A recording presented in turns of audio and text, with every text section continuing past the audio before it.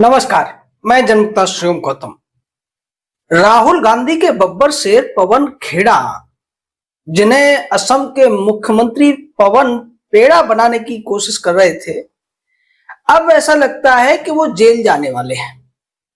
आपको याद होगा, पवन खेड़ा ने पहले एक दिल्ली में प्रेस कॉन्फ्रेंस की, फिर गुवाहाटी में जाकर प्रेस कॉन्फ्रेंस की और दोनों जगह ये दावे किए कि हेमंता बिश्व शर्मा की जो पत्नी है रिंकी भुइयां शर्मा, उनके पास 3 अलग अलग देशों के पासपोर्ट हैं भारत के अलावा। और इस मामले में हेमंता बिश्व शर्मा की पत्नी ने एफआईआर की और इसमें तमाम धाराएं लगाई गई, जिसमें से एक धारा में तो 10 साल तक की सजा होती है। पवन खेड़ा ने दावा किया कि वो यहीं रहेंगे 48 घंटे तक और हेमंता बिश्व शर्मा उनके खिलाफ कार्रवाई करके दिखाएं। लेकिन जैसे ही एफआईआर हुई, पवन खेड़ा गाड़ी में छुपकर वहां से दिल्ली भाग गए और दिल्ली से फिर वो तेलंगाना पहुंच गए। तेलंगाना में जाकर उन्हें जब पता चला कि एफआईआर हो गई है, तो उन्होंने तेलंगाना हाईकोर्ट में एंटीसिपेटरी बेल की प्ली फाइल की और उनका केस लड़ने वाले वकील थे अभिषेक मनु सिंघवी। तेलंगाना हाईकोर्ट के जज के सुजना ने उनको एंटीसिपेटरी बेल दे भी दी, जबकि असम के एडवोकेट जनरल ने यह दलील दी थी कि ये जो एंटीसिपेटरी बेल है, ये असम के जो हाईकोर्ट है उसमें फाइल होनी चाहिए थी। तेलंगाना के हाईकोर्ट में इसका कोई ज्यूरिसडिक्शन नहीं बनता है। लेकिन जज महोदय ने यह कहा कि चूंकि ये व्यक्तिगत स्वतंत्रता का मामला है, इसलिए आरोपी को प्रोटेक्शन देने के लिए हम ट्रांजिट एंटीसिपेटरी बेल दे रहे हैं, जो कि 1 हफ्ते के लिए दी गई थी। अब इससे जो हेमंता बिश्व शर्मा थे वो बहुत ज्यादा नाराज हुए, असम पुलिस भी नाराज हुई और यह मामला पहुंच गया सुप्रीम कोर्ट। सुप्रीम कोर्ट में इसकी सुनवाई होती है जस्टिस जे.के. माहेश्वरी और जस्टिस ए.एस. चंदूरकर की पीठ के सामने, जहां पर असम सरकार की तरफ से वकील होते हैं सॉलिसिटर जनरल तुषार मेहता। तुषार मेहता ने इस पूरे मामले में जो दलीलें दी, उसके बाद सुप्रीम कोर्ट को भी कहना पड़ा कि हमें आश्चर्य होता है कि तेलंगाना हाई कोर्ट ने ऐसा काम कैसे कर दिया। अब कैसे कर दिया, ये तो साफ है कि अगर सिंघवी जैसा वकील सामने खड़ा हो तो हाईकोर्ट के जज फैसला वही लेंगे जो सिंघवी सिब्बल टाइप के वकील चाहते हैं। यहां एक बड़ा मुद्दा सॉलिसिटर जनरल ने उठाया कि आप सोचिए कि इस देश में 25 हाई कोर्ट है और जिन लोगों के पास संसाधन हैं वो अगर हर राज्य में प्रॉपर्टी खरीद लें, जैसा कि यहां तर्क दिया गया था पवन खेड़ा की तरफ से कि उनकी पत्नी की प्रॉपर्टी तेलंगाना में है, इसलिए वो यहां एंटीसिपेटरी बेल प्ली फाइल कर सकते हैं। एसजी ने कहा कि ऐसे रसूखदार व्यक्ति अगर हर राज्य के अंदर प्रॉपर्टी खरीद लें और जब भी उन्हें ये एप्रीहेंशन या आशंका हो कि वो गिरफ्तार हो सकते हैं, तो उन्हें जहां सूटेबल लगेगा उस हाई कोर्ट से वो एंटीसिपेटरी या बेल ले सकते हैं। एंटीसिपेटरी या रेगुलर बेल, यानी ये साफ तौर पर एब्यूज ऑफ प्रोसेस है और ये रुकना चाहिए। उनकी दलीलों से सहमत होते हुए सुप्रीम कोर्ट ने साफ कह दिया कि जो कुछ फैसला लिया गया था तेलंगाना हाई कोर्ट के द्वारा, हम उसको स्टे करते हैं।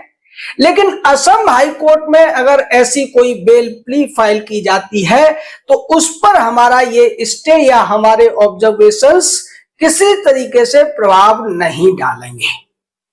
अब ऐसा कहते ही जो राहुल गांधी बब्बर शेर का दावा कर रहे थे पवन खेड़ा के बारे में, अब ये बब्बर शेर लगभग पिंजरे में जाने की स्थिति में आ गया है, क्योंकि जैसे ही आज चौथा दिन था तेलंगाना हाईकोर्ट की उस एंटीसिपेटरी बेल के जो हफ्ते भर का समय दिया था उसका, अब पवन खेड़ा को अगर बेल लेनी है तो गुवाहाटी हाईकोर्ट जाना पड़ेगा। हाईकोर्ट जाने के लिए उन्हें किसी भी माध्यम से अगर हाईकोर्ट के लिए गुवाहाटी जाते हैं तो असम पुलिस तैयार बैठी है कि पवन खेड़ा को गिरफ्तार किया जाएगा। दूसरी तरफ ये अगर कहें तो इनडायरेक्टली सिंघवी के ऊपर भी कोर्ट का एक बड़ा तमाचा है कि सिंघवी और सिब्बल जैसे वकील तमाम कानूनों को जानते हुए भी किस तरीके से क्लाइंट के लिए एब्यूज ऑफ प्रोसेस करते हैं, यानी कि प्रक्रिया का दुरुपयोग करते हुए अपने क्लाइंट्स को फायदा दिलाने की कोशिश करते हैं। यहां पवन खेड़ा ने जिस तरीके से चालाकी के साथ, जब उन्हें लगा कि दिल्ली हाईकोर्ट से राहत नहीं मिलेगी, गुवाहाटी हाईकोर्ट से राहत नहीं मिलेगी, तो वो तेलंगाना हाईकोर्ट चले गए। अब सवाल यह भी है कि क्या पहले से पवन खेड़ा को यह पता था कि सिंघवी उनको तेलंगाना हाईकोर्ट में राहत दिला सकते हैं, और अगर वहां से राहत नहीं मिलती तो पवन खेड़ा का अगला ठिकाना कौन सा हाईकोर्ट हो सकता था। इस तरीके की प्रक्रिया हमारे देश में लगातार होती रहती है, और ये जो पवन खेड़ा है ये एक हैबिचुअल अफेंडर बन चुके हैं। आपको याद होगा कि इन्होंने प्रधानमंत्री के खिलाफ भी बहुत सारी अनर्गल बातें कही थी, और उसके बाद भी जब असम पुलिस ने इन्हें गिरफ्तार किया था तो इन्हें राहत दिला दी गई थी वकीलों के द्वारा। यानी अगर दूसरे शब्दों में कहा जाए तो पवन खेड़ा को आप कांग्रेस पार्टी का केजरीवाल कह सकते हैं, जो बिना सबूतों के किसी के ऊपर भी कितने भी घिनौने आरोप लगाकर जो जुडिशियल प्रोसेस है उसकी कमजोरियों का फायदा उठाते हुए लगातार ऐसी हरकतें करता है। हालांकि कांग्रेस पार्टी के जो शहजादे हैं वो भी इसी तरह की चीजें करते हैं, लेकिन वो चूंकि गांधी नेहरू परिवार से आते हैं तो उन्हें उनके ऊपर तो कोर्ट वैसे ही हाथ डालने से डरता है, या फिर कहें कि उनके ऊपर एक रहम करता है। दूसरी तरफ सिब्बल सिंघवी जैसे वकील हैं जो किसी भी ऐसे अपराधी को बचाने के लिए किसी भी तरीके के कुतर्क गढ़ सकते हैं, और उन कुतर्कों के आधार पर वो जजों को अपने हिसाब से फैसले ले लेने में कामयाब हो जाते हैं। क्या किसी आम आदमी को इस तरीके की राहत मिल पाती है? फिर देखिए कि कोई भी केस कितना गंभीर है इसके आधार पर निर्भर होता है कि अपराधी या आरोपी को उस मामले में एंटीसिपेटरी बेल मिलेगी या नहीं मिलेगी। यहां पर जो केसेस है वो 10 साल तक की सजा उसमें है। दूसरी तरफ सिंघवी ने जब ये पूरा मामले में जब एंटीसिपेटरी बेल मिल गई थी तो ये कहा था कि ये राजनीतिक तौर पर किया जा रहा है और पवन खेड़ा के खिलाफ केवल डिफेमेशन का मामला होना चाहिए था। सिंघवी ये भूल गए कि पवन खेड़ा ने फोर्जरी करके जो दस्तावेज दिखाए थे उनकी कोई ऑथेंटिसिटी नहीं थी, वो सच्चे दस्तावेज नहीं थे। आप अगर किसी सच्चे तथ्य के आधार पर किसी व्यक्ति के खिलाफ कुछ बात करते हैं तब वहां केवल डिफेमेशन बनता है कि आपने उसे अपमानित करने की कोशिश की है। लेकिन यहां तो चीटिंग भी है, फोर्जरी भी है, तमाम धाराओं का उल्लंघन है, और उस स्थिति में आप मीडिया के सामने बयान दे रहे हैं। सवाल तो उन पत्रकारों पर भी उठता है जो ऐसे वीडियो रिकॉर्ड करते हैं, ऐसे सवाल पूछते हैं, क्योंकि उन्हें लीगल बैकग्राउंड की पता नहीं होती, लीगल ऑब्लिगेशंस क्या है, लीगल रूल क्या है, प्रोविजंस क्या है, इसका पता नहीं होता, और वो काउंटर क्वेश्चन नहीं कर पाते हैं, जिसकी वजह से इस तरीके के झूठ कई दिन तक मीडिया में चलते हैं, जैसा कि पवन खेड़ा के मामले में भी हुआ। और पवन खेड़ा पर कार्रवाई नहीं हुई तो उसके बाद कन्हैया कुमार ने भी बहुत ज्यादा अभद्र भाषा का इस्तेमाल हेमंता बिश्व शर्मा के लिए असम के चुनावों के दौरान किया।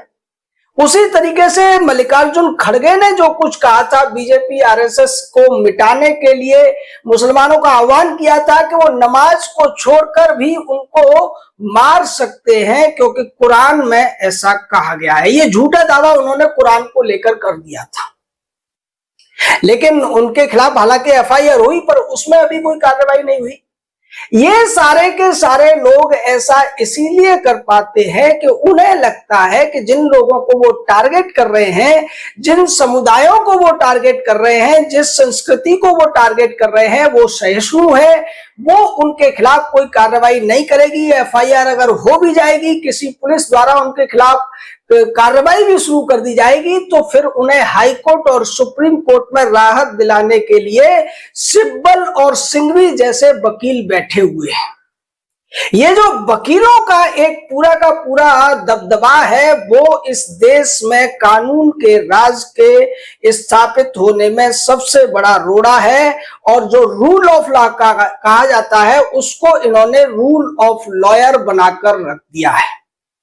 ये इस पवन खेड़ा के मामले से भी समझा जा सकता है, जिसके लिए हिमंता बिस्वा शर्मा पहले ही कह चुके हैं कि मैं इस खेड़ा को पेड़ा बनाकर मानूंगा। और ऐसा लगता है कि अब पवन खेड़ा के पेड़ा बनने का समय नजदीक आ गया है। उस दिन के बाद से खेड़ा तो बयानबाजी नहीं कर रहे हैं, लेकिन दूसरे कांग्रेसी नेता बयानबाजी करते हुए नजर आ रहे हैं। इन लोगों को कानून का बिल्कुल भी भय नहीं है। गांधी नेहरू परिवार के शहजादे शहजादी ऐसा करते हैं तो उन्हें पता है कि ज्यादातर जगह पर उनके एहसानमंद लोग बैठे हुए हैं। लेकिन कांग्रेसी जो दूसरे लीडर्स हैं वो भी इसीलिए ऐसा कर पाते हैं कि उनके अगर एहसानमंद नहीं है तो फिर उनके जो वकील हैं वो उन्हें ऐसा कुछ भी करने के बाद कोर्ट से किसी न किसी कुतर्क का इस्तेमाल करते हुए बचाने में कामयाब हो जाएंगे। लेकिन यहां सुप्रीम कोर्ट ने एक अच्छा फैसला देकर ये जो करने की कोशिश सिंघवी और खेड़ा के द्वारा की गई थी उस पर पानी फेर दिया है और खेड़ा की गिरफ्तारी का रास्ता खोल दिया है। अब जब तक जो गुवाहाटी हाई कोर्ट है उससे कोई राहत खेड़ा को नहीं मिलती है, तब तक अब असम पुलिस स्वतंत्र हो गई है कि वो इस खेड़ा के बखेड़ा को ढूंढे और ढूंढकर इसे असम ले जाए, क्योंकि अब इसकी छूट सुप्रीम कोर्ट दे चुका है। और गुवाहाटी हाई कोर्ट पहुंचने से पहले खेड़ा या तो अंडरग्राउंड होकर ही छुपकर रहेंगे। अगर कहीं गलती से दिख गए और असम पुलिस के हत्थे चढ़ गए तो न अब उन्हें सिंघवी बचा पाएगा न सिब्बल, क्योंकि सुप्रीम कोर्ट ने यहां साफ कर दिया है कि जो आदेश तेलंगाना हाई कोर्ट ने दिया था वो स्टे हो गया है। और खेड़ा को अगर कहीं से राहत मिल सकती है तो गुवाहाटी हाई कोर्ट से मिल सकती है। उसके लिए उन्हें गुवाहाटी हाई कोर्ट जाना पड़ेगा और उसके बीच में पुलिस उनके लिए हथकड़ियां लेकर खड़ी हुई है। चूंकि इस मामले में मैक्सिमम सजा 10 साल की है तो किसी दूसरे तरीके से वो बच भी नहीं सकते हैं, केवल हाई कोर्ट से बच सकते हैं।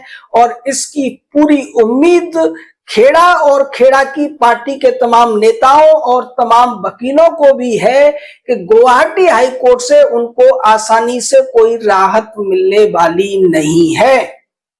यानी पहली बार देखने को मिलेगा कि किसी बदतमीजी भरी बातें करने वाले व्यक्ति को सजा मिलती हुई नजर आएगी, वो जेल जाता हुआ नजर आएगा।